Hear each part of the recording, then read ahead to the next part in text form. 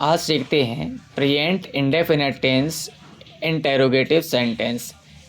Interrogative sentence होते क्या हैं? ये होते हैं प्रश्नवाचक वाक्य। इनकी मेन पहचान होती है कि क्या शब्द इसमें पहले आता है या कब, क्यों, कहाँ, कैसे आदि शब्द वाक्य के बीच में आते हैं। तो इस प्रकार के जो वाक्य होते हैं वो प्रश्नवाचक वाक्य कहलाते हैं, इंटेरोगेटिव सेंटेंस कहलाते हैं। इंटेरोगेटिव सेंटेंस की पहचान होती है ये प्रश्नवाचक चिन्ह जो होता है वाक्य के अंत में लगा होता है। क्या शब्द पहले भी आ सकता है और ये वाक्य के बीच में भी आ सकता है।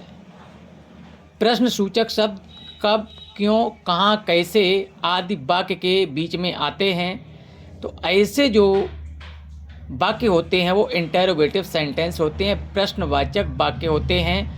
जैसे कि एग्जाम्पल के लिए कि वह कहाँ जाता है, क्या वह स्कूल जाता है, क्या तुम खाना खाते हो, तुम किताब क्यों पढ़ते हो, वह बाज़ार क्यों जाता है। इनके सबके बीच में लास्ट में यह प्रश्नवाचक चिन्ह दिया होता है। इंटेरोगेटिव सेंटेंस की पहचान होती है कि लास्ट में आप देख लीजिए प्रश्नवाचक चिन्ह लगा है तो ये इंटेरोगेटिव सेंटेंस है। और ये क्या शब्द जो होता है वाक्य के पहले आता है, प्रश्न सूचक शब्द होते हैं वाक्य के बीच में आते हैं। क्या शब्द कभी कभी होता है कि वाक्य के बीच में भी आ जाता है। जब क्या शब्द वाक्य के पहले आता है तो हम क्या की मीनिंग वाट नहीं लगाते हैं। जो हमारी सहायक क्रिया डज होती है वह हम कर्ता से पहले लगाते हैं। एक वचन कर्ता के लिए हम डज का प्रयोग करते हैं और बहुवचन कर्ता के लिए डू सहायक क्रिया का प्रयोग करते हैं। एक वचन कर्ता हमने आपको नेक्स्ट वीडियो में बता चुके हैं। एक वचन कर्ता होते हैं ही, सी, इट या किसी का नाम हो। बहुवचन कर्ता होते हैं कि वी, दे, यू, आई। इस तरीके से ये हमारे बहुवचन कर्ता होते हैं। तो जहाँ बहुवचन कर्ता होते हैं वहाँ सहायक क्रिया हमारी डू लगेगी और जहाँ एक वचन कर्ता होते हैं वहाँ सहायक क्रिया हमारी डज लगेगी। दिया हुआ है कि जैसे क्या वो स्कूल जाता है तो हमारा एक वचन करता है ये does he go to school. यहाँ पर मुख्य क्रिया की फर्स्ट फॉर्म लगाएंगे। बहुवचन करता होगा तो हमें कर्ता से पहले डू का प्रयोग करते हैं कि डू यू ईट फूड, यानी क्या तुम खाना खाते हो। यदि प्रश्न सूचक शब्द वाक्य के बीच में आए तो क्या तुम किताब क्यों पढ़ते हो।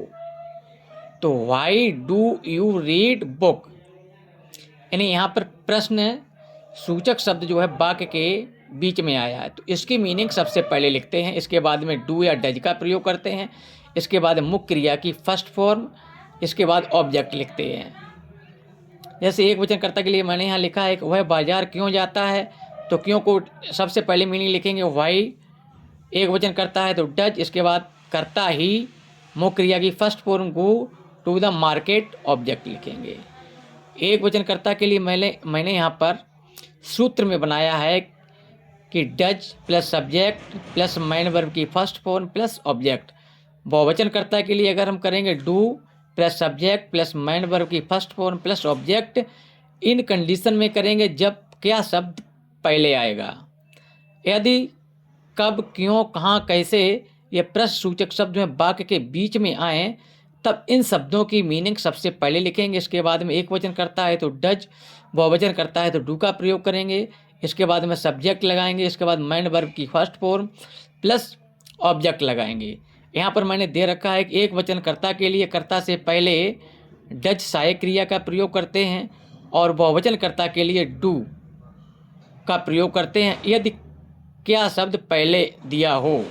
यदि प्रश्न सूचक शब्द जैसे क्यों, कब, कहाँ, कैसे आदि जो वाक्य के बीच में आए तो इन प्रश्न सूचक शब्दों की अंग्रेजी सबसे पहले लिखते हैं। इसके बाद में डू या डज का प्रयोग करते हैं। मुख्य क्रिया की फर्स्ट फॉर्म लगाते हैं प्लस ऑब्जेक्ट लिखते हैं।